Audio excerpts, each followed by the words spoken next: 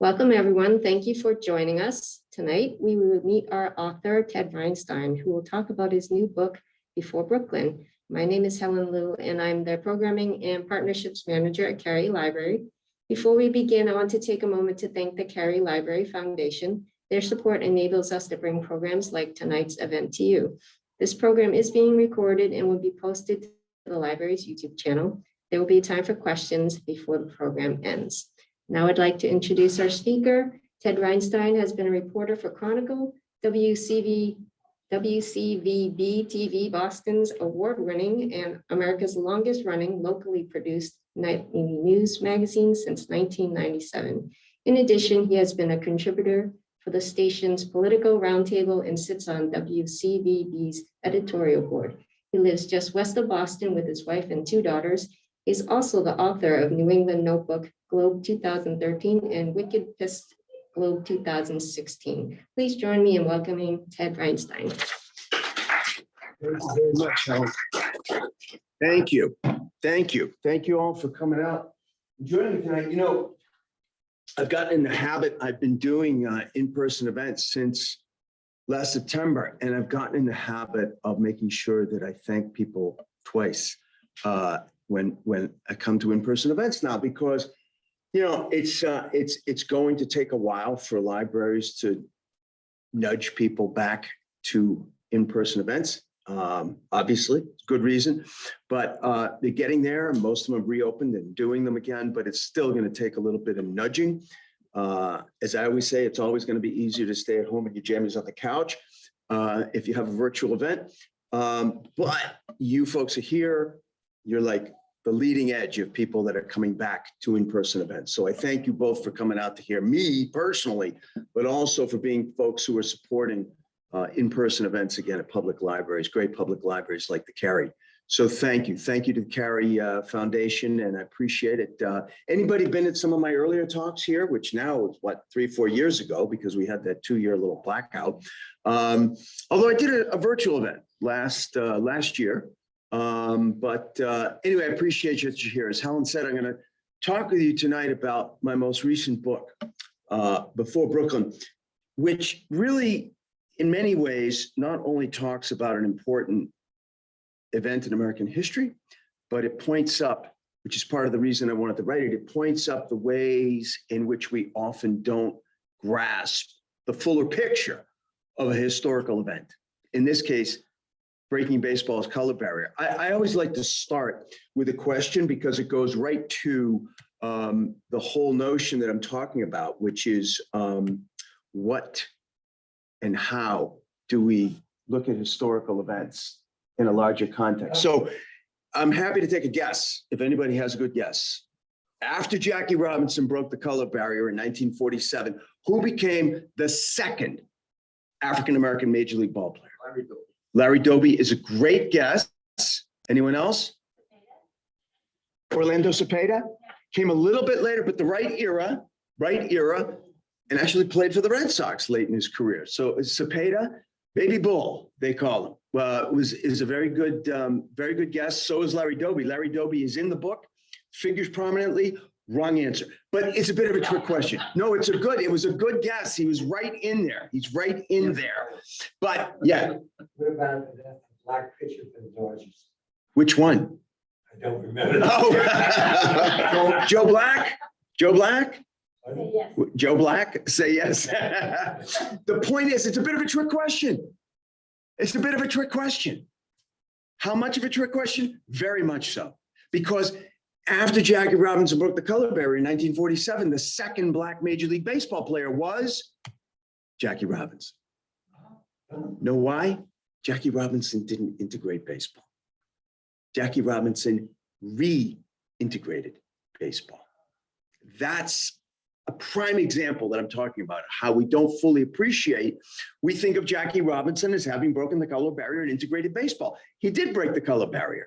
And then he reintegrated baseball again because baseball had been integrated 60 plus years before Jackie Robinson by this man, Moses Fleetwood Walker. So it goes to another larger way that we don't get the early days of baseball and how it figures into this history of breaking the color barrier. Because when baseball is born, who knows when.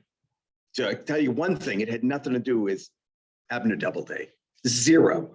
But Abner Doubleday was dead and gone and had never seen a baseball game when he died. Okay, so that's how much he had to do with baseball. Terrific, no, I mean, don't get me wrong, terrific American hero. Great story, Abner Doubleday. Just had nothing to do with baseball. But baseball itself, when it gets going in the decade and a half after the Civil War, is an outlier. In what way is it an outlier? Well, aside from the fact that no major league sport had ever existed before baseball, it was integrated. It was integrated. We don't think of it that way. We don't think of it that way. When baseball first began to mushroom in popularity and grew all over America, it actually looked a little bit more like America. People like Bud Fowler, one of the most impassioned young ball players of baseball's early days, lived to play baseball. I don't mean that metaphorically. I mean that literally. He literally played baseball almost 365 days a year. He circumnavigated the hemisphere so that he could play baseball during the winter up here in South America, come back up to North America during the American summer. And people like Frank Grant, first African-American professional ball player from Massachusetts, the Berkshires, and most famous of all, the Walker brothers.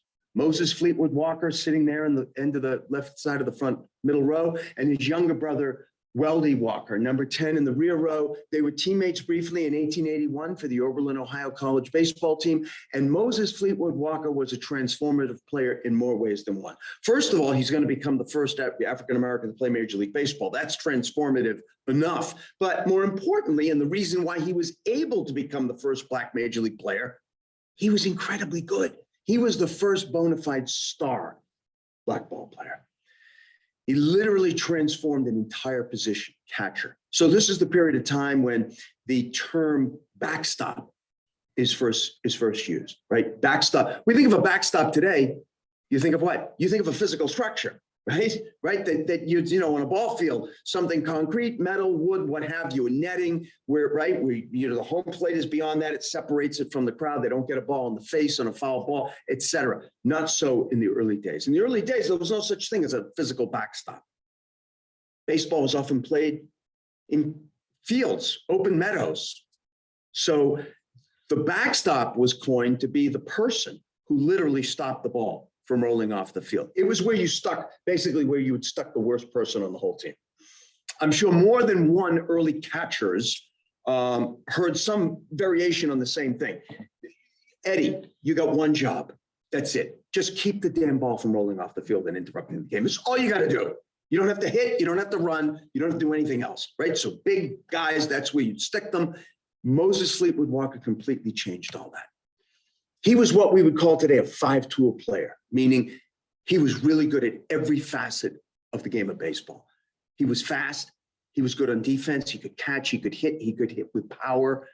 And he was so good that he was signed by a Major League Baseball team, the then Major League Toledo, Ohio Blue Stockings. Signed him in 1884 as their starting catcher. He opens up the season with them. Huge game against the Chicago Cubs.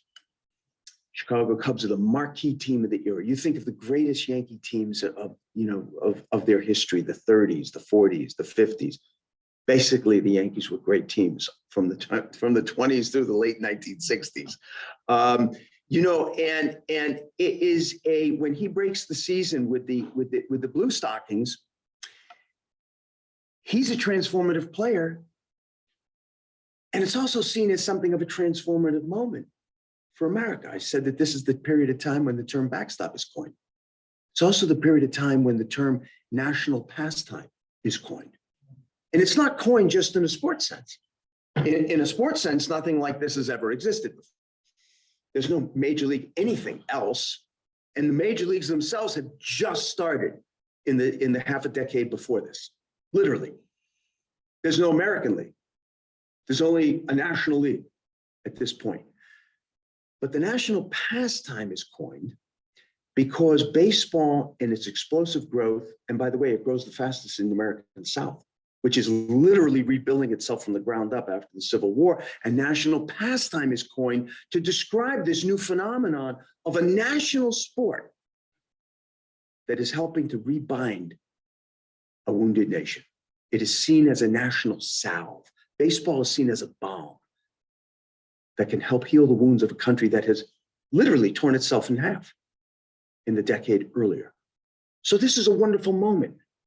And the fact that a young Black player becomes the first Black major league player, a player who was born when slavery was still existing, whose parents were born into slavery. And look at the date, just 20 years after emancipation, 20 years after the end of the Civil War, a young African-American catcher is going to become the first Black major league player in this burgeoning national pastime. It's a feel-good story. Unfortunately, not everybody felt good. And one of the people who didn't feel good about it happened to be someone with outsized influence, especially in baseball. So they're playing on opening day. Toledo Blue Stockings, led by their young catcher, Moses Fleetwood Walker, are playing the Chicago Cubs, the marquee team of the era. People take the train all night to see the Cubs play, to see their captain, Cap Anson, hit a home run. Cap Anson, captain of the Chicago Cubs. Cap Anson is the first bona fide superstar of the young sport of baseball. How good was he? Give the man his due. He was a slugging first baseman. This is the dead ball era. You've heard that term. So today, baseball, for over the last 70 years, the baseballs themselves have gone to a rubber ball, basically, that's inside a cork center. They're wound very tight, still by hand, and they go much further than they did when Cap Anson was playing. That's why they called it the dead ball era. And yet he still hit 16 or 18 home runs a year, which would be the equivalent of 45 to 50 home runs today. He still remarkably, considering it was the dead ball era, Cap Anson still holds, look it up, 2 or 3 batting records for the Chicago Cubs. That's extraordinary. So that's all part of his legacy. Also part of his legacy, he was an ugly person. He was a vicious, unrepentant racist. He had a foul mouth that apparently was alarming even to other players who had equally foul mouths. And he was a bully, constantly getting into fights. None of which, surprisingly, is on his plaque in Cooperstown, go figure. But Cap Anson did not fancy taking the team against the team that was fielding a black ball player in the major leagues. He thought it was an outrage. He thought it was a big enough outrage that he played the game under protest. At the end of the game, he filed an official grievance with Major League Baseball. He threatened that the Chicago Cubs would no longer take the field against any team that fields a black ball player.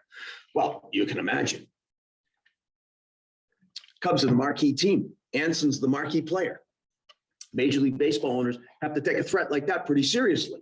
So they decide to hold a meeting, emergency meeting in Buffalo, New York, the summer of 1887. What to do about Cap Anson's threat? Here's what they did. They acceded. They acceded to his threat. They acceded to his threat.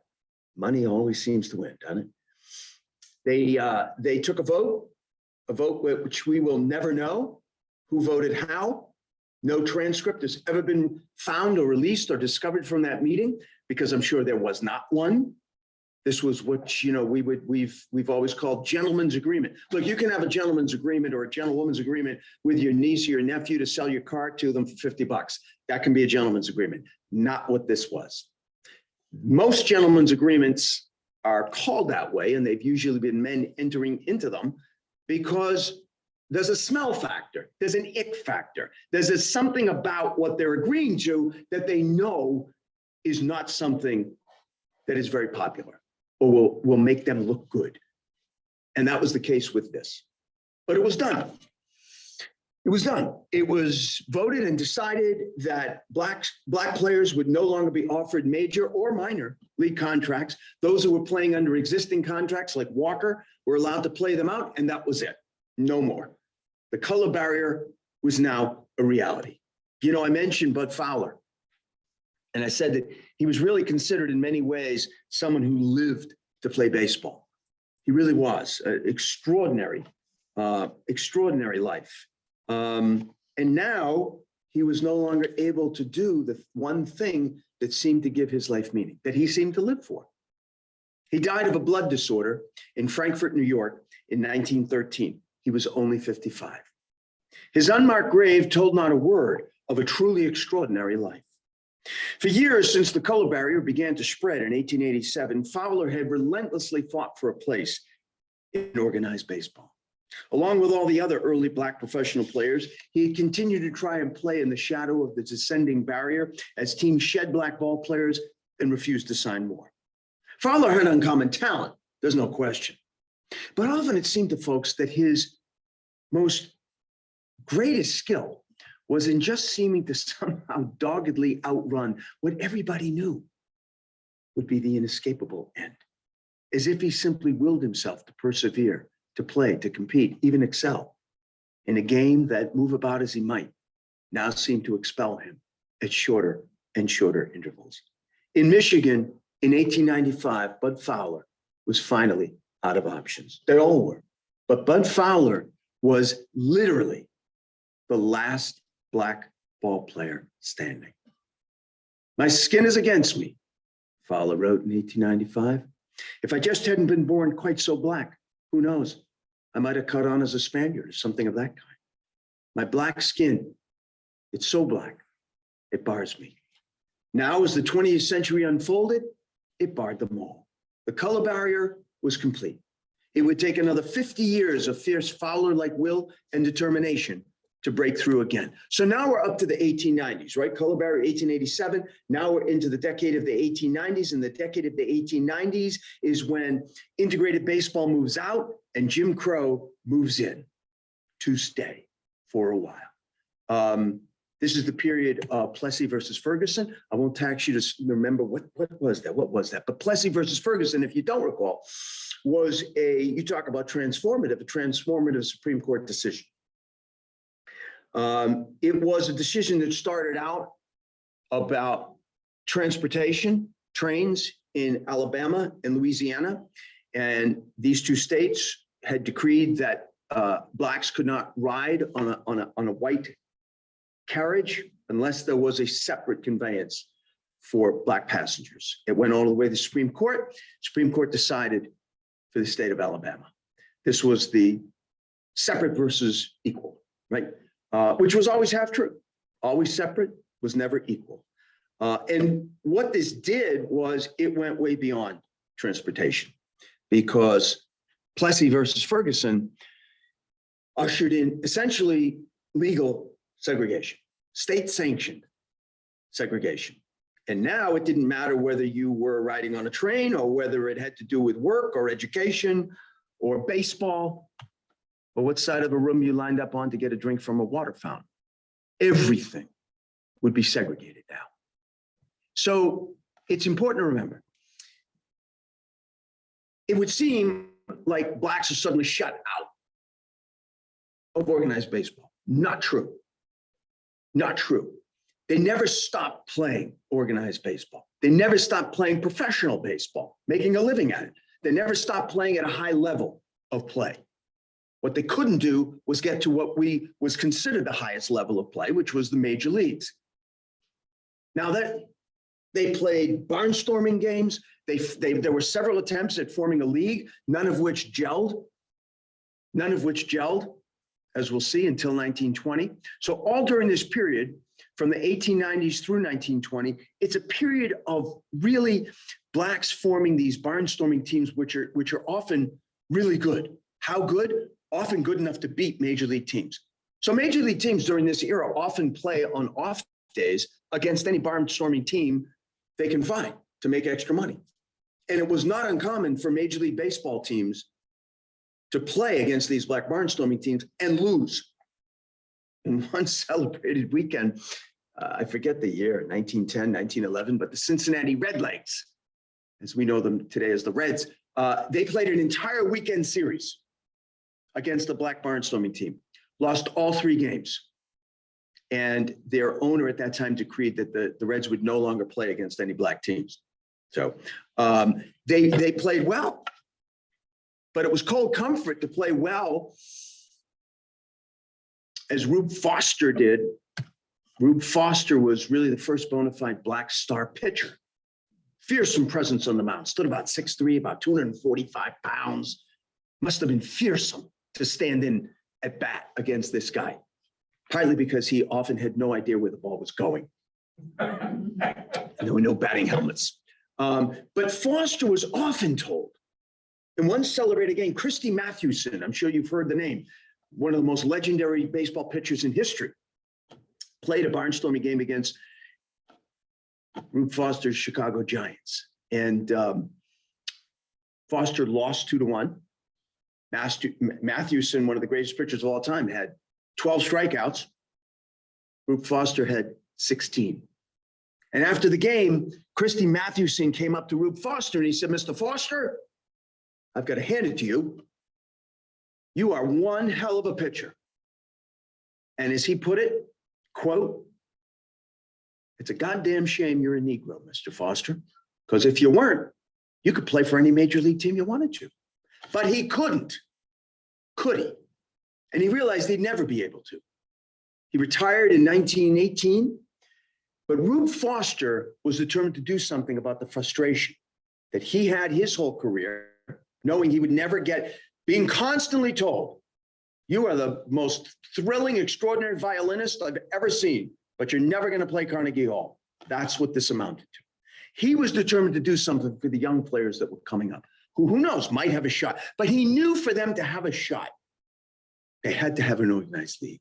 There had to be an organized league, as he put it. They can keep us from playing in the white major leagues. They can't keep us from creating our own major leagues, because he understood there had to be a showcase that was considered the elite level for black ball players, for whites to see, not blacks. They were coming out from the very beginning to see black teams. He understood correctly that it would be necessary for whites to see the highest level of play that had the imprimatur of a major league for blacks. And he did it. He did it. In 1920, Rube Foster, who's often called the father of black baseball, he is the father of the Negro Leagues, the single most significant, vital, unsung hero in the entire struggle to break the color barrier. Without the Negro Leagues, there is no breaking the color barrier, not when it fell in 1947. Not even close, I believe. I think the color barrier would have fallen eventually. My own guess, personally, is that it would have fallen in the late 1960s as part of greater civil rights victories.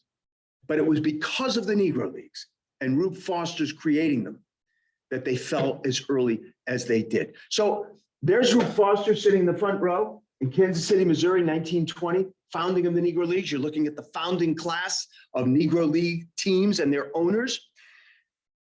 Just to the left, the furthest left in the front row, I want to draw your attention to that white. There's a white gentleman sitting there. His name is J.L. Wilkinson, only white owner in the entire history of the Negro Leagues. He was the owner of the legendary Kansas City Monarchs, one of the 2 or 3 most legendary Negro League teams.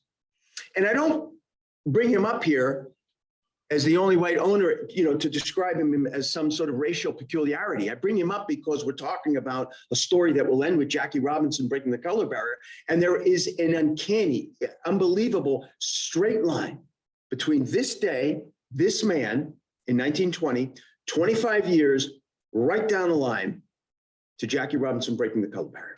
Because J.L. Wilkinson will be the Negro League owner that signs Jackie Robinson. And then it will only be 6 months later before Jackie Robinson breaks the color barrier. So the Negro Leagues are formed, the Negro Leagues take off. Explosive growth, explosive growth. People are introduced to players who otherwise had been playing in mostly, anonymous obscurity. People like Pops Lloyd, one of the first great black home run hitters.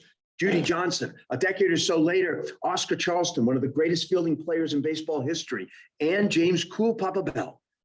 Most baseball historians today generally agree Cool Papa Bell was quite likely the fastest human being to have ever played baseball. My favorite anecdote about just how fast Cool Papa Bell was comes from a former teammate, friend, roommate, as it happens, of his, a legendary ball player in his own right, Satchel Paige. And Satchel Paige, I must tell you, was given to great exaggeration. But he was once asked, just how fast was Cool Papa Bell on the baseball diamond? And Satchel Paige said, on the baseball diamond? Fastest move I ever saw Cool Papa make was in a hotel room. It's okay. It's okay. Sounds bad. It's okay. It sounds bad. He said, they were roommates. He said, we were in St. Louis and I was already in bed and Cool Papa was fixing to get into bed. And I said, Cool Papa, I want to hit the light switch before you get into bed. He said, do you know he hit that light switch? The room was dark before he was under the covers. Now, again, he was given to great exaggeration, both about his name, his age, and where he was born. So the Negro Leagues explosive growth through their first decade of the 1920s. And it looks like the sky would be the limit for just how far and wide the Negro Leagues would grow. Unfortunately, the Negro Leagues' first decade of the 1920s, the sky was not the limit because the sky fell in, right? The end of the decade, the Great Depression. I sometimes think that we sometimes forget just how cataclysmic the Great Depression really was. And it speaks to the dissolution of the Negro Leagues and a lot of else in America at that time. I don't know, maybe some of you had relatives or parents who grew up during the Great Depression. My late dad was 10 or 11 years old in the first worst years of the Depression, 30, 31, 32. We forget that a quarter of all Americans were out of work. And in minority communities, flip that. 3/4, only a quarter working in places like Atlanta. Now, there's a good reason for that, because the first decade of the Negro Leagues corresponds with the most explosive growth. Actually, the whole period from the late 1890s all through this period is also a period that's known as the Great Migration, right? So it was the period of the greatest movement from Blacks in the American Southland up to cities in the North and the Midwest in search of better jobs, better quality of living, better lives for themselves and their children. And the good news is they found that. They found that in cities from as far west as Denver, all the way through the Midwest, Detroit, all the way out to the Northeast. That's the good news. The bad news, when the Depression hit and plants are laying off people, what happens? Last hired, first fired. So in places like Atlanta, Pittsburgh, Philadelphia, you had unemployment in minority communities that was over 70%. Over 30,000 businesses going belly up in the first worst years of the Depression, including the Negro Leagues. With one exception, as we'll see, the Negro Leagues gone. All that exciting growth, gone. This is pre-TV, obviously. The Negro Leagues are dependent entirely on ticket sales. Some of them often have slender lines of credit from Black-owned banks. Guess what happened to Black-owned banks? Gone. Now, you might wonder how many major leagues survived the Great Depression. After all 16 of the then major league teams were in and of themselves a thriving business. Over 30,000 businesses going under in the first years of the Depression. So how many major league teams went out of business? Not so many. The reason is very simple. They were insulated. They were insulated because of their owners, who were all very wealthy men. Today, look, some point very soon, I predict in the next 5 years, maybe less, some major league team, not necessarily in baseball, could be football, basketball, but some major league team is going to sell for over $1 billion. So you've already had major league teams sell for, over 800 million. So it's getting more and more of a stretch for a single individual to own a major league team. And you have these consortiums of investors now. Not the case then. Every single of the 16 major league teams were at that time owned by a single wealthy white owner, like the Boston Red Sox. Right? I don't know if you remember what you got for your 16th birthday, but Tom Yawkey came into $16.34 million. And 5 years later, he came into the rest of his trust and another $16.34 million, and he bought the Boston Red Sox. But to put it in context, some perspective, Tom Yawkey was a relative pauper compared to his fellow major league owners. We talked about the Chicago Cubs before. The Cubs at that time were owned by a guy named Phil Wrigley. I guarantee somebody, if not everyone in this room, has used Mr. Wrigley's product at some point in your life. The St. Louis Cardinals at that time were owned by Gussie Busch. Gussie Busch was brewing a little beer out in St. Louis. So these teams were insulated from the worst effects of the Great Depression. The Negro Leagues were not. Now, I mentioned that one single Negro League team managed to stay intact. And that was, we're back to the Kansas City Monarchs and the owner, J.L. Wilkinson. J.L. Wilkinson was an extraordinary person. He was, in some ways, born light years ahead of his time. He was very progressive, Although there's nothing about his upbringing that would have predicted this. He was born in, small town, farm life in Iowa. And, but he was very progressive in many ways. And when the Depression hit, he told his team that he would love to be able to keep them all on payroll. But as he put it to them, the only way we're going to be able to do that is to basically play baseball almost every day. And I'm willing to do it if you are. They said they were. He had a custom bus laid out with sleeping berths and a little stove and refrigerator. Again, progressive guy. That wasn't just for convenience. That was for necessity. Because J.O. Wilkinson knew if they're doing 3 or 4 barnstorming games in a day and they end up in some small town in Alabama at sundown, he may be able to stay at any place he wants. He may be able to eat at any place he wants, but his teammates won't be able to. And he never did that. Slept on the grass to open up another berth. I thought of J.L. Wilkinson last fall. Last fall, we lost another extraordinary American, Aaron Feuerstein. I know many of you remember Aaron Feuerstein. He was the owner of Malden Mills in Lawrence, Mass, right? 1992, the mills burned down.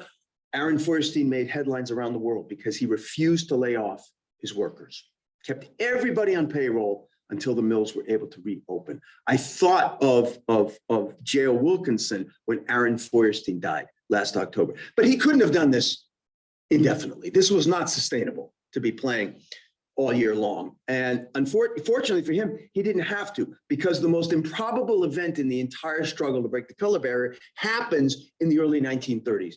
The Negro Leagues are reborn. So this is so improbable on so many levels. First of all, in the early years of the 1930s, absolute teeth of the Depression, nothing's being reborn.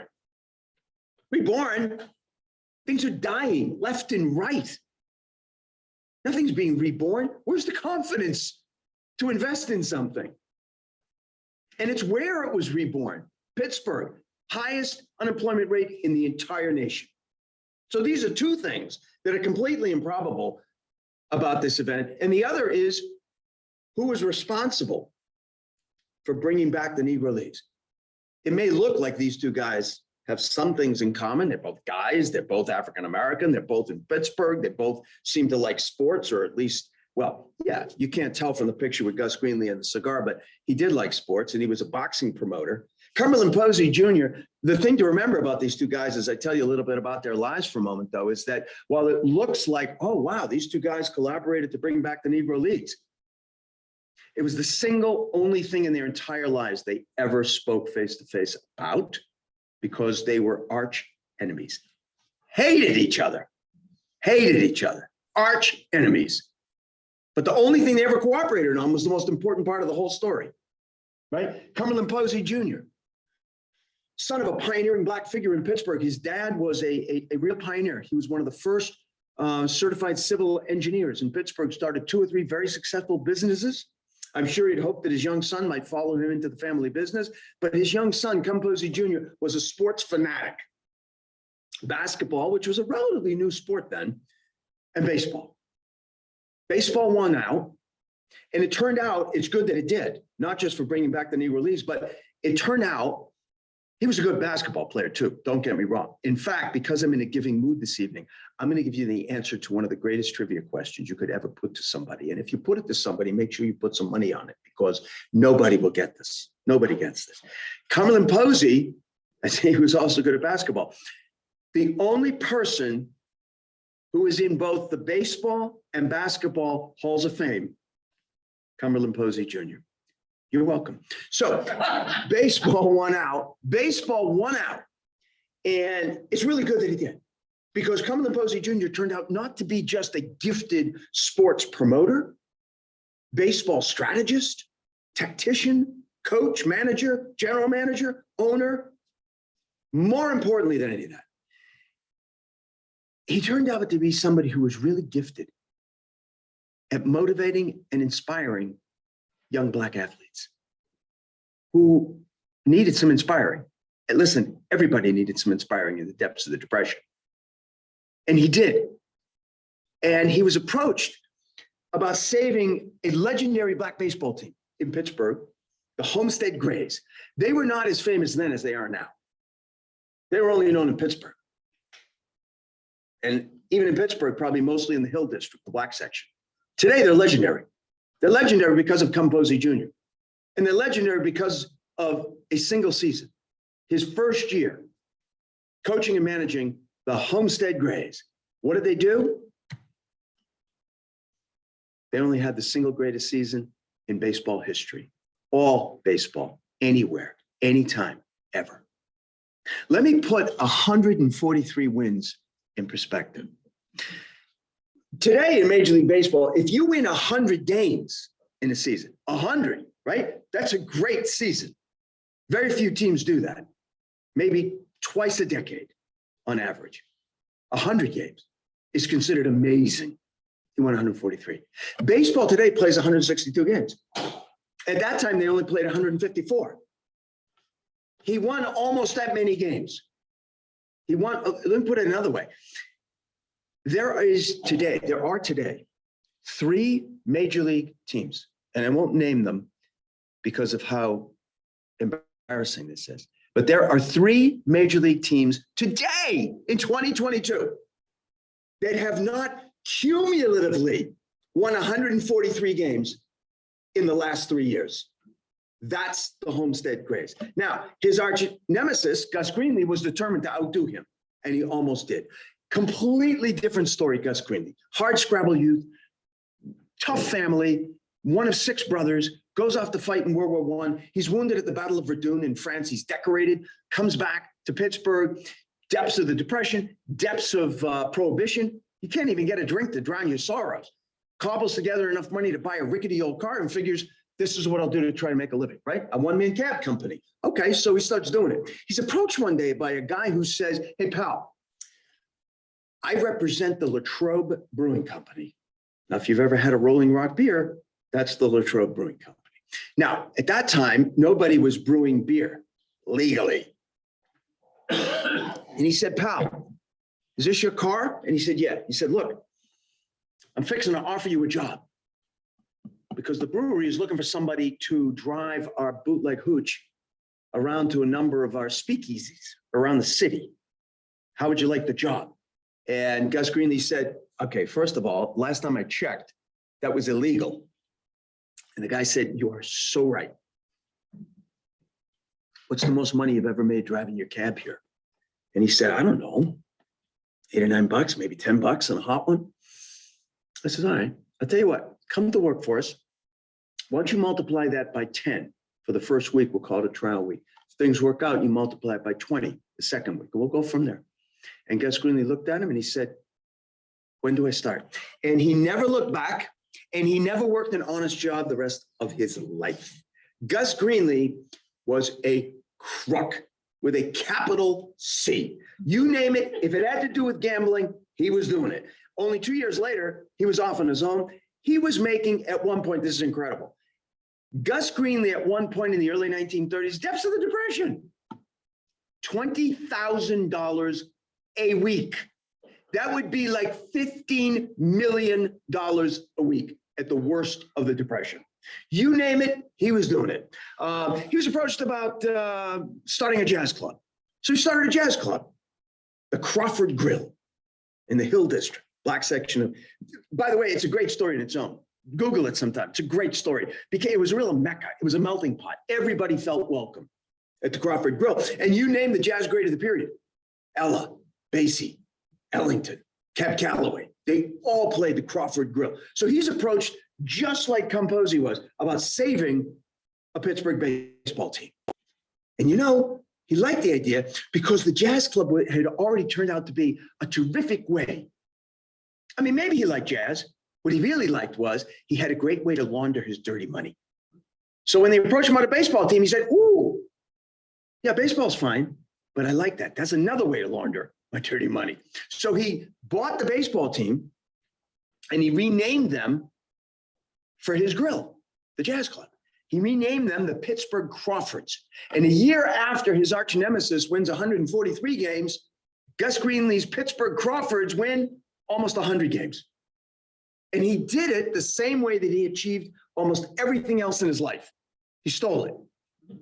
He stole it. He stole his arch enemy's two best players. When I say he stole his two best players, look, to be fair, they both did this. They both poached each other's best players. They did it off season. They did it during the season. In one celebrated instance, they did it in the same inning. It must have been very confusing for anybody keeping score.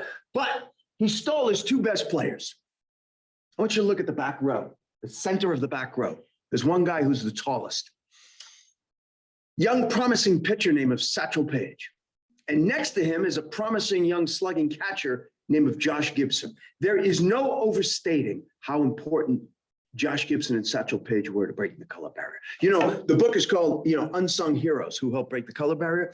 There's nothing unsung about these two guys, especially Satchel Paige. Satchel Paige is a legendary American. Happened to play baseball. He's one of the most famous baseball players in history. Made it to the major leagues. Josh Gibson did not. But both of them completely changed the way that whites looked at black baseball players. That had everything to do. So before they would look at a player like Judy Johnson or Oscar Charleston or watch a speedster like Cool Papa Bell, and they would say, wow, wish we could get a guy like that. Now, they saw somebody like Satchel Paige playing for the Black Giants in a barnstorming game in 1937 against the New York Yankees at the stadium. They watched him strike out the great Joe DiMaggio 3 times. Only time in DiMaggio's entire career, he struck out 3 times. Later in his life, he was asked, who's the greatest pitcher you ever faced? And I'm sure people expected him to name somebody like Dizzy Dean or Bob Feller. Satchel Paige. He said as if he had just struck out. He said, listen, I'm really glad they broke the color barrier. They had to. But I'll tell you what, I'm glad that Paige never played against me. Because if he'd been in the league when I was playing, I never would have got a hit against that team. So Satchel Paige, Josh Gibson completely changed the way that people looked at black ball players. Josh Gibson is less well known because he was largely the antithesis of Satchel Paige personally. Satchel Paige was a bigger than life person, a reporter's dream. Oh, he always had something funny to say. Josh Gibson rarely opened his mouth. But incredible slugger, hitter, was known even when he was playing. Josh Gibson was known universally as the Black Babe Ruth. Funny story. Late in his life, he actually met the real life Babe Ruth. And Babe Ruth threw his big meaty arm around him like he liked to do, and he shook him a little bit like he liked to do, and he said, Mr. Gibson, what an honor. Hey, I understand they call you the Black Babe Ruth. How about that? And Josh Gibson looked up at Babe Ruth with his little squeaky voice, and he said, you know, all due respect, Mr. Ruth, but my people call you the white Josh Gibson. What do you think of that? So how do we know so much about the Negro Leagues? I've just been going on and on for 15 minutes. There are whole libraries like the Carry. I'm sure the Carry has at least a dozen or more books about black baseball in the Negro Leagues. I've read probably 20. How do we know? How do we know so much about the Negro Leagues? We're talking about statistics and anecdotes. How? In the entire history of the Negro Leagues. So they're born in 1920, they're totally gone by 1970. How do we know so much about the Negro Leagues? Because at no point in the entire history of the Negro Leagues did one single white mainstream newspaper ever dedicate a single beat reporter to covering a single Negro League team or the entire Negro Leagues. No one. They covered when they played, when the Black Giants played the New York Yankees in 1937. Yes, the Times was there. That was it. Only when they played a game against a significant major league team. So how do we know so much? If the white mainstream papers never covered the Negro Leagues, how do we know so much? The black press. Second to the Negro Leagues, the second most vital unsung hero in breaking the color barrier.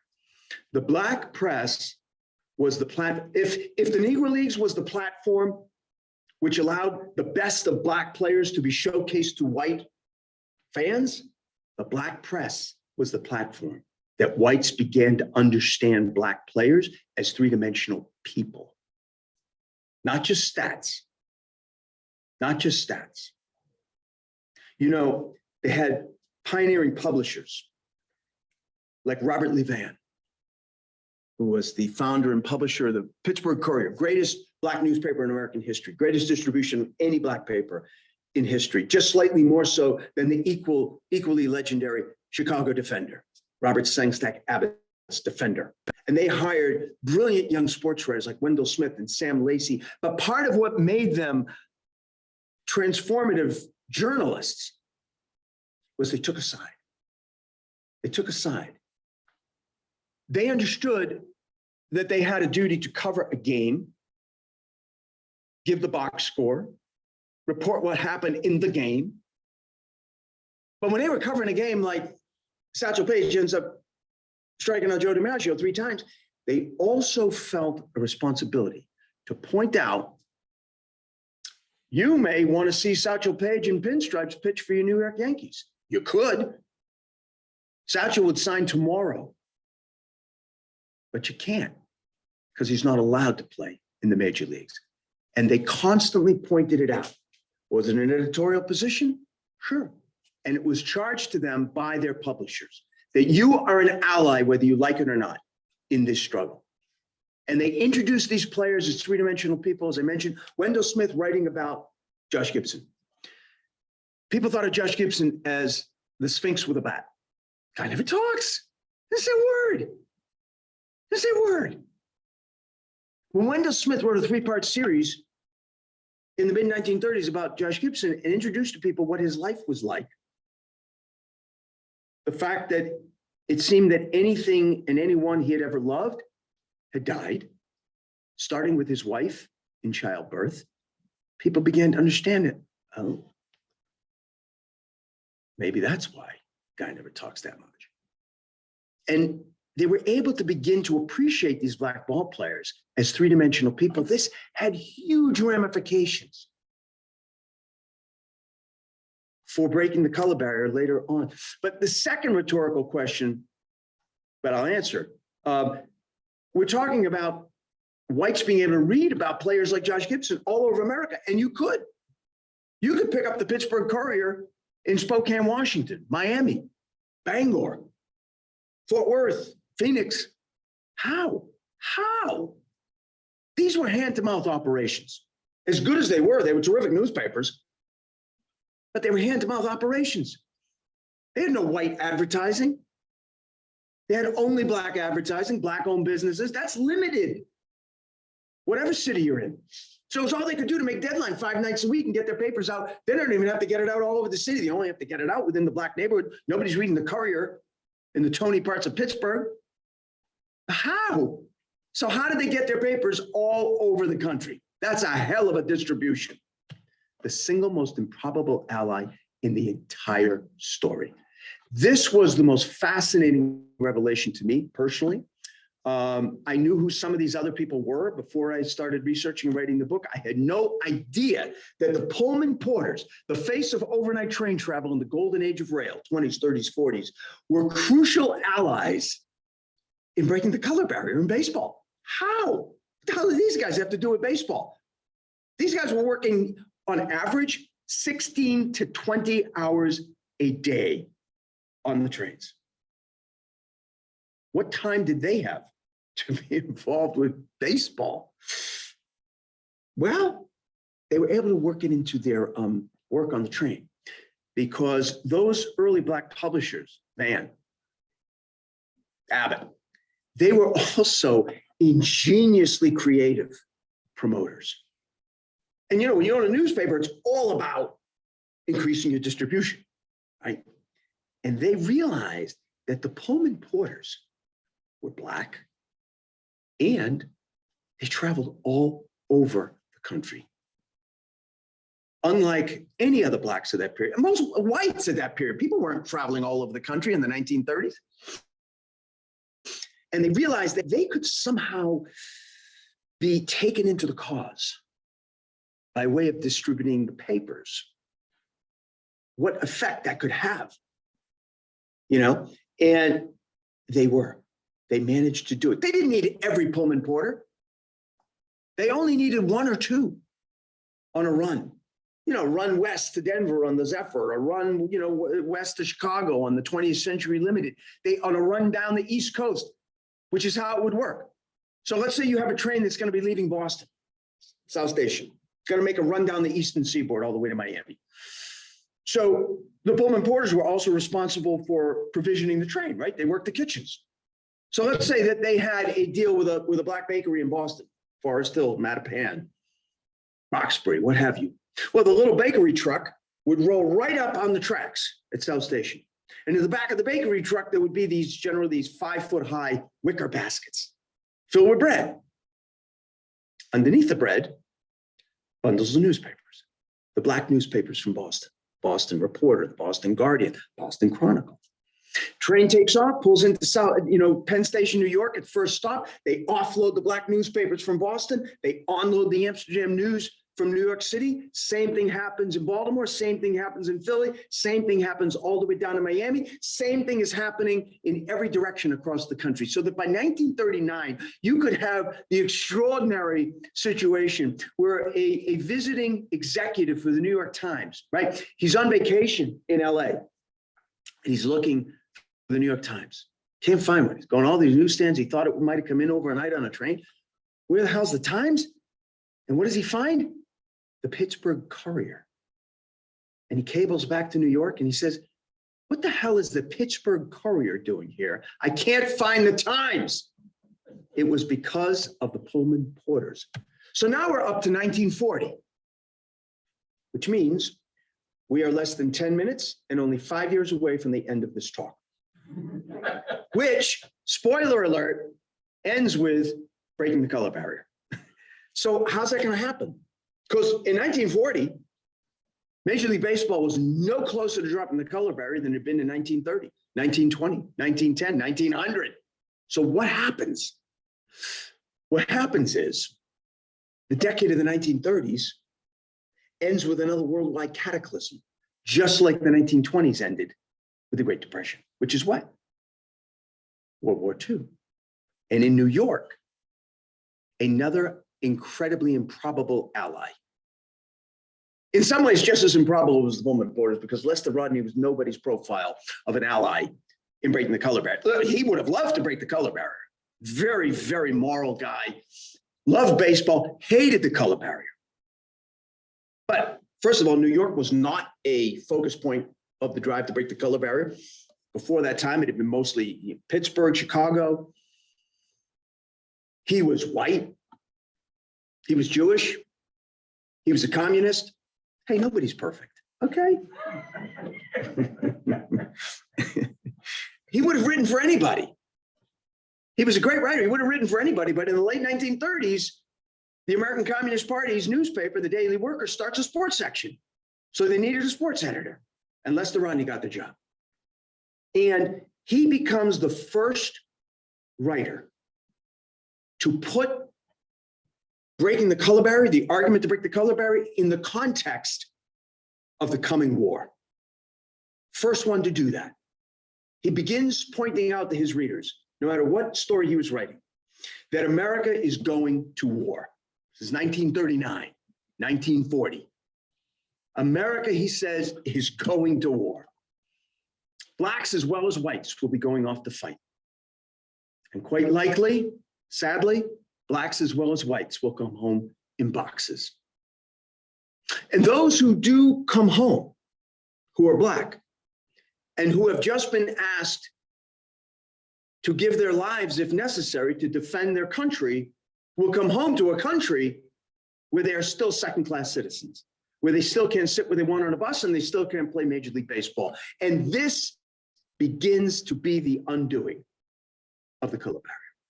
It's a bridge too far. For the average person, watching blacks go off to fight and die, being asked just like whites to die for your country, come back to a country where they don't have the same rights, became a bridge too far. It happens. It happens. It happens with other social issues that begin to collapse under their own immoral weight. Just can't support it anymore.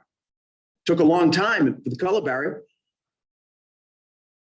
Took a long time for marriage equality, but it happens. It happens. And this is the argument that's going to begin to undo it. It's picked up by the Pittsburgh Courier. Pittsburgh Courier begins to launch, based on Lester Rodney's argument, the Double V campaign, because they understand that for Black servicemen, this is an anguishing prospect. Why should I die for a country that regards me as second class? Why? The Pittsburgh Courier launched the Double Victory campaign. It provided a rationale. Go, fight, defend America, defeat Adolf Hitler, come home, defeat Jim Crow. And they passed out these free handkerchiefs for the Double V campaign. It was worn in the bomber jacket sleeves of every member of the Tuskegee Airmen, the most celebrated all-Black unit in World War II, but it was another all-Black unit, which I'm going to assume you've never heard of, the 761st Tank Battalion. The 761st was the first all-Black armored unit in history. They fought with Patton's Third Army, set records for consecutive days at the front, one of the first units to cross over into Germany, one of the first units to liberate a death camp, Buchenwald. But for this story, what makes the 761st Tank Battalion significant is that they were led by a brilliant young lieutenant. You got it, my friend. They were led by a brilliant young lieutenant named Jack Roosevelt Robinson. Jackie Robinson earned his lieutenant stripes at Fort Riley in Kansas in 1942. He was transferred to Fort Hood in Texas to help take control of the 761st, the fighting Black Panthers. And he could not wait to lead the 761st into combat. Couldn't wait, didn't get there. 761st did, without their young lieutenant. Just before the 761st was set for final disembarkation, Jackie Robinson had to go to a hospital just outside Fort Hood in Killarney, Texas, and he flunked his final physical. Old football injury reared its head. He'd been an All-American at UCLA, not cleared for combat. He desperately asked for permission to accompany the unit as a special morale officer. Request denied. Robinson was crushed, said it was the most crushing disappointment of his life to that point. The unit disembarks. Jackie Robinson decides he's going to drown his sorrows, get a drink at the Black Officers Club at Fort Hood. Jumps on a bus. These buses were constantly circling the base. Fort Hood's even today, one of the biggest military bases in the world. Buses constantly circling the base.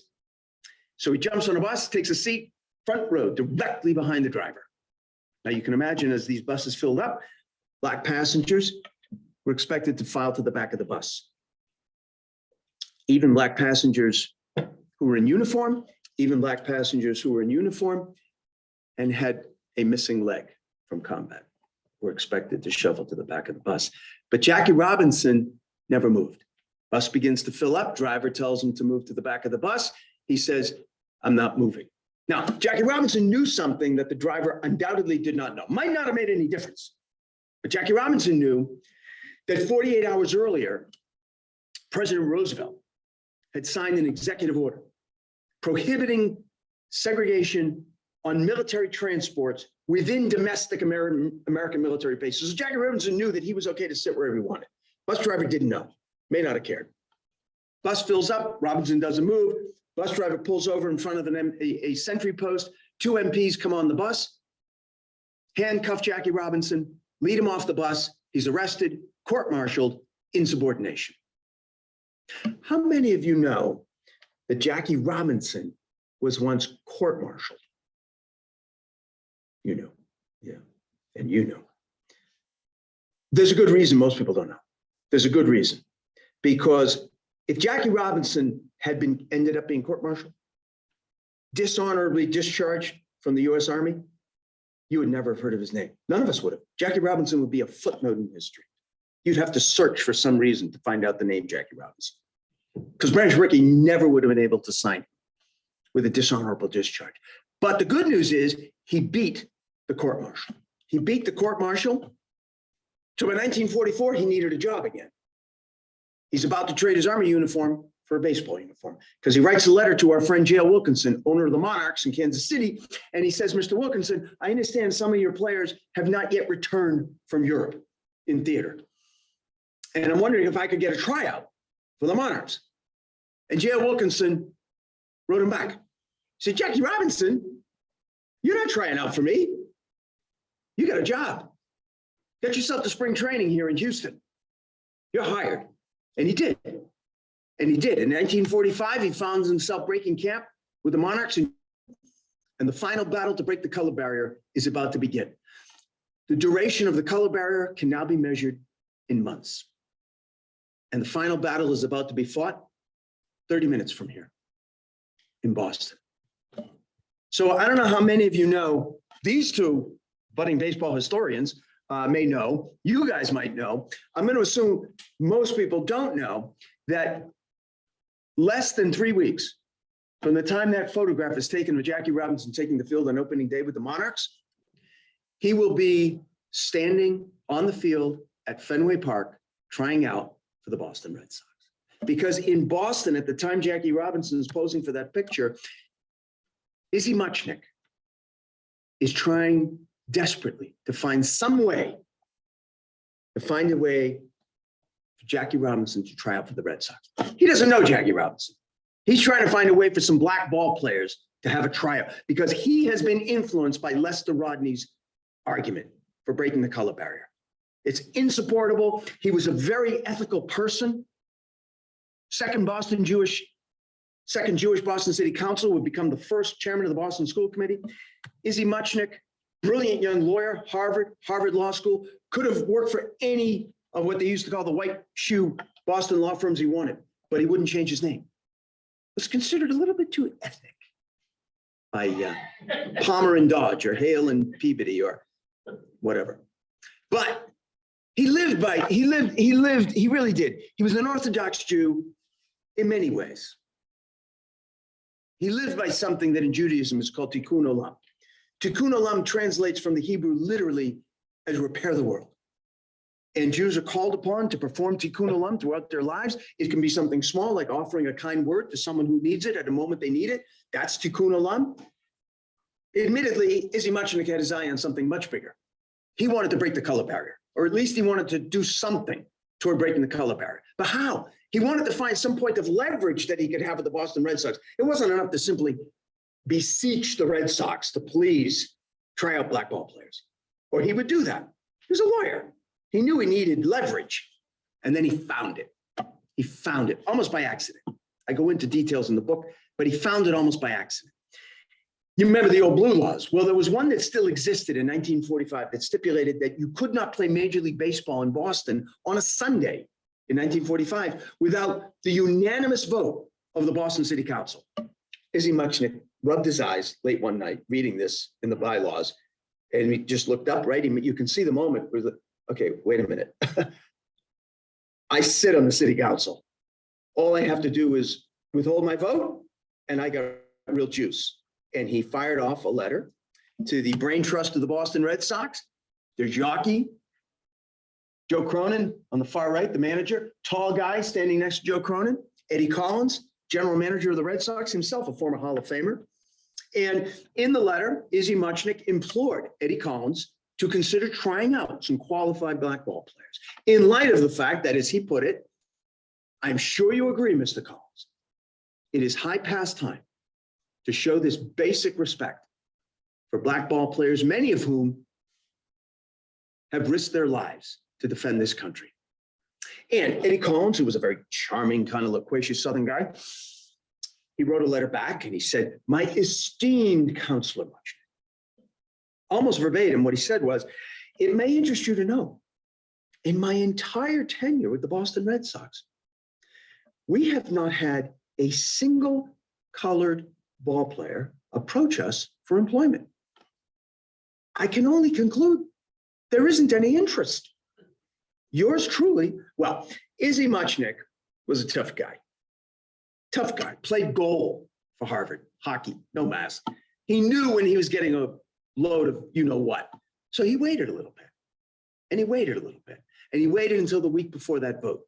And he fired off a cablegram back to Eddie Collins. And he said, Mr. Collins, it appears you have no interest in my invitation to work with you in trying out some black ball players. Therefore, this cable should serve to inform you on the Boston City Council vote next week.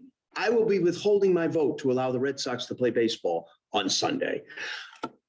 I have no idea what the actual duration of time was between the time that Eddie Collins opened up that cable and appeared in his boss's office. I have a feeling it was well under 5 minutes, because that would have been a cataclysm. Cataclysm. This is pre-TV. 1945, every single Sunday, every single major league team plays 2 games, doubleheader. Red Sox would have been denied the revenue of half their Sunday baseball. Unthinkable. So they realize they got to have this damn tryout. So they cable Muchnick back and they say, fine, you can have your tryout. Three players, no press whatsoever, or the deal's off. Grudgingly, Muchnick agreed. Now, he knew a lot about Boston bylaws, didn't know a lot about black baseball. So he conferred with Wendell Smith of the Pittsburgh Courier and asked him if he could select personally 3 qualified black ball players. And he did. Marvin Williams, Sam Jethro, and a promising young infielder out in Kansas City named Jack Roosevelt Robinson. And they all trooped to Boston, and they were all prepared to try out for the Red Sox on April 12th, 1945. Didn't happen. Because on April 12th, 1945, Franklin Roosevelt died, and America shut down. No tryout. Now, 24 hours later, America begins to open up. 48 hours later, the country's almost entirely back to normal, except at the offices of the Boston Red Sox, where they seem to be still in the throes of inconsolable grief, which is odd, because every single one of those guys was a registered Republican. But they were obviously trying to run out the clock. They were trying to run out the clock, and they almost did it. All they had to do was get 2 more days, because on April 16th, 1945, the Red Sox will catch an afternoon train to New York City, where they will open up the 1945 season at the stadium against the Yankees the next day on the 17th. And they almost made it. Almost made it. But on the morning of April 16th, a white sports writer in Boston, Dave Egan, writing for The Traveler, breaks the story. Front page, and he writes it as like a letter to Boston sports fans. He says, "Dear reader, you are not aware of it, but for the past week, 3 competent, qualified Negro baseball players," as he wrote, "have been languishing in a hotel room, having been promised a tryout by your Boston Red Sox, who are now trying to renege on the deal and skip town." Well, the Red Sox realized they had to have the tryout. So they called up Izzy Muchnick. They said, "Get you guys over here." They did. They showed up at Gate D, 11 a.m. on April 16th, 1945 at Fenway Park. They took the field, suited up, took the field, ran the bases, took some infield practice, took some batting practice. About 45 minutes later, they're called off the field. They were thanked very much. They were told the Red Sox will be in touch. None of those guys ever heard from the Red Sox the rest of their lives. Somebody was paying rapt attention, though, that morning. Brad Schricky, part owner, general manager of the Brooklyn Dodgers, was horrified, terrified that morning that Tom Yawkey, who he loathed, by the way, would somehow go ahead and completely upset his plans that had been in place for almost a year to sign Jackie Robinson. Now, we know in retrospect, if we could go back in time, we could have reassured, Branch, you got nothing to worry about. It's going to take Yawkey another 14 years. Relax. But Ricky didn't know that. So he waited for the season to be over.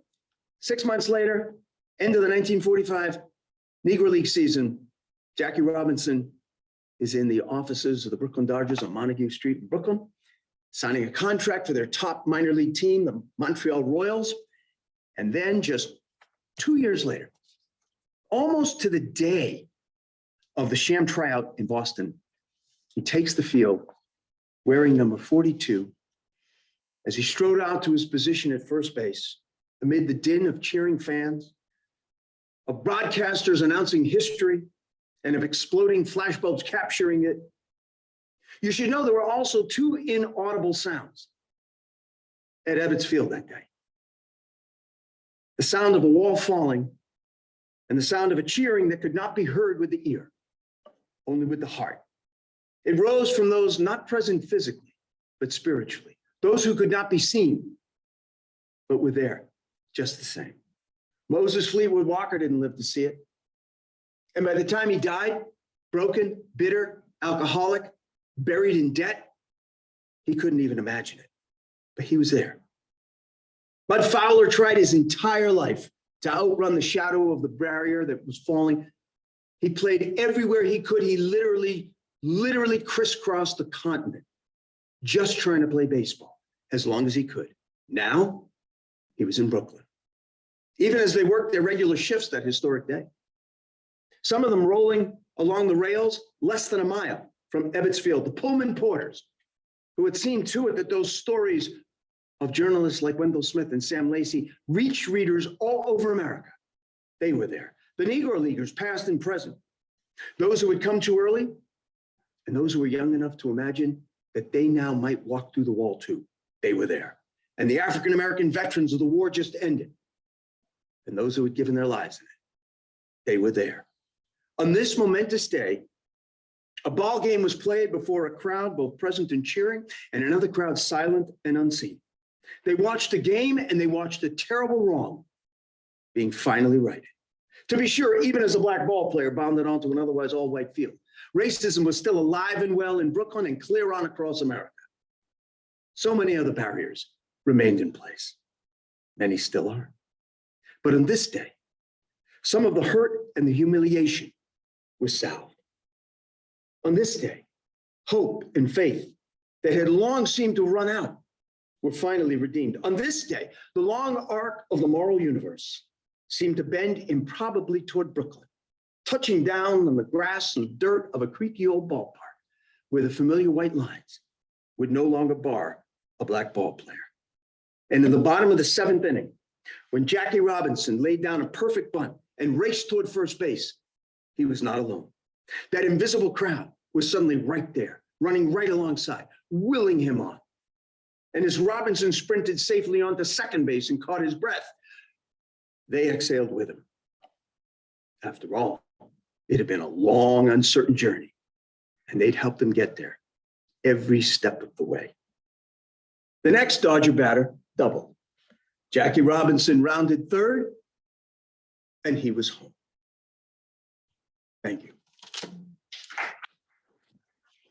Thank you. Thank you very much. Well, I'm happy to take any questions if anybody has a question to, except you two guys, you know too much about baseball. So yes. How old was Jackie Robinson when he went to the majors? I believe he was 25. I believe he was 25. Yes. Oh, when he died? He was young. I don't think he was even 55. He was young. His hair had turned white. He only played 10 years. He only played 10 years. Yeah, only played 10 years. Yes, ma'am. Oh, keep hitting that. Yes. Did he get paid the same as the white players? Yes, he did. He did. That was something that Branch Rickey was determined. Now, I'll tell you who did not make enough money. And this became an issue for that period when the barrier falls and players are coming from the Negro Leagues into the major leagues. Many of those Negro teams were not properly compensated, right? So Jackie Robinson, Ray J.L. Wilkinson had owned the Kansas City Monarchs for some 35, 40 years. And J.L. Wilkinson got something like, I forget, it was appalling, like $2,500 for Jackie Robinson. And people were outraged. So in time, over the next 5 years or so, major league teams did begin ponying up the money that these Negro League teams deserve, because after all, they were going to begin to slide out of existence, you know. Yes. You're an amazing speaker. Oh my goodness. I want to tell you something. Thank you. But this is why I have my agent, Freddie, come to every single. Actually, and it was all based on humor that I revised it. I put in some stereo stories. And the second story in this book is called Against All Odds. No kidding. Now, guess who it's about? Is that your book? Yeah. No kidding. It's about Branch Rickey. I love it. It's yours. Seriously? Seriously. I'll tell you what. I'll sign your book if you sign my book. I don't sign them until they're read at least halfway through. I didn't know there's going to be a quiz. Yes, and then you. Yes. You know what I found amazing is that considering how many beanballs and dusting he must have gotten, he had a pretty good batting average of 313. Jackie Robinson won the MVP his first year. And Sam Jethro, who you said before was rookie of the year, his first year. That's, I mean, these guys were really good. They should have been playing in the major league for 20 years before that. There was a lot of. He was really good.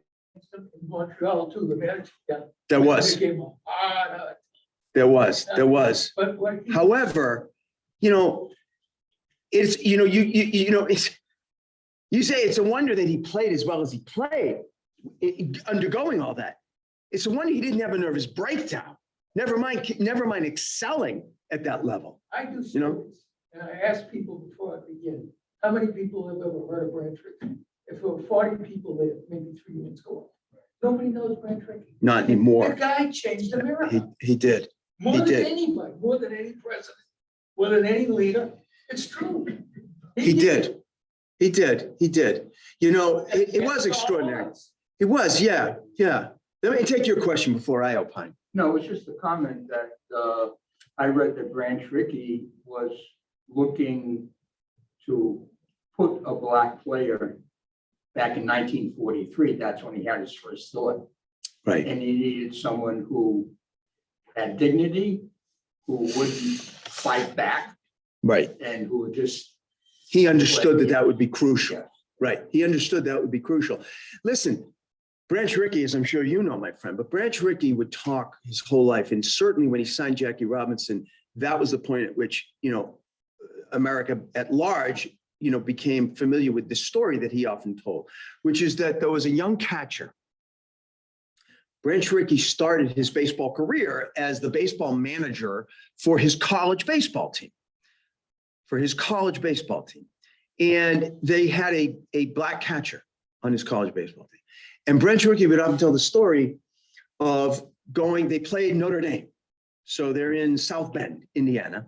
And the team pulls in to stay at a hotel. And the black player is informed he won't be allowed to stay at the hotel. So Branch Rickey feels terrible, and Branch Rickey's mad. And Branch Rickey says to the management, he is my valet, okay? So he needs to stay in my room. So they allow that. They get a caught. Branch Rickey told the story of going out to dinner, coming back. This guy couldn't come with them to dinner. And he comes back, and this young black catcher was in tears, according to Branch Rickey, in the room. And he was in tears because he said he was just feeling absolutely disconsolate that he was black. And Branch Rickey often told that story as a means of offering, you know, sort of the seminal reason why he felt strongly about desegregating baseball. Here's my only problem with Branch Rickey. I take nothing away from him. That happened in 1913. That's a long time until 1945. And in that time, Branch Rickey was general manager of 3 other Major League Baseball teams, including almost 25 years, the St. Louis Cardinals. And guess what?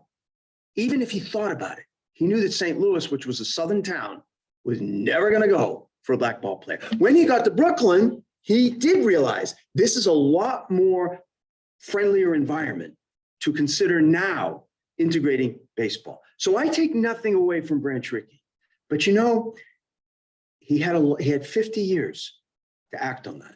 That story that he said changed his life. Didn't do it for 50 years. Now, granted, America was changing at the time too, but don't get me wrong. He's a transformative figure. And I would say, you know, people say, well, you know, what did it take to do that? You know, that he was an outlier. Well, you know, there's other people in history who have had, you know, the courage to do it. Look, I always point to somebody like P.W. Botha, who was the president of South Africa. He realized that South Africa was going to be black ruled at some point. There was no way around it. And he freed Nelson Mandela, and he was vilified. So that's just some backstory on Branch Rickey, but you know. You have to turn the other cheek. No kidding. Yeah. Yeah. You know what the Dodgers player did not like Jackie Robinson? Which player really did not like him? Well, there were more than one that didn't like the idea. 6 revolted and said they wouldn't play. George I don't know. Because he was from the South. That's what I heard. Well, but you know how that evolved, though. how it evolved with Pee Wee Reese. Pee Wee Reese now is seen as, it's one of the greatest moments in that entire first year. Game in Cincinnati, when Robinson was absolutely the worst of it in terms of catcalls being thrown on the field. Pee Wee Reese came out of the dugout where Robinson was on first base after a walk, and he stood next to Jackie Robinson. That's the same Pee Wee Reese. Change. The bigger reason, no, I'll tell you, the bigger reason why Pee Wee Reese didn't like Jackie Robinson is they were both infielders. And he thought Robinson was going to challenge him for his job. That any player could be forgiven for. Hey, folks, I didn't mean to go on and on. Thank you very much. Thank you. Sorry for going on. If anybody would like a book, I'm right over here. If not, again, thank you.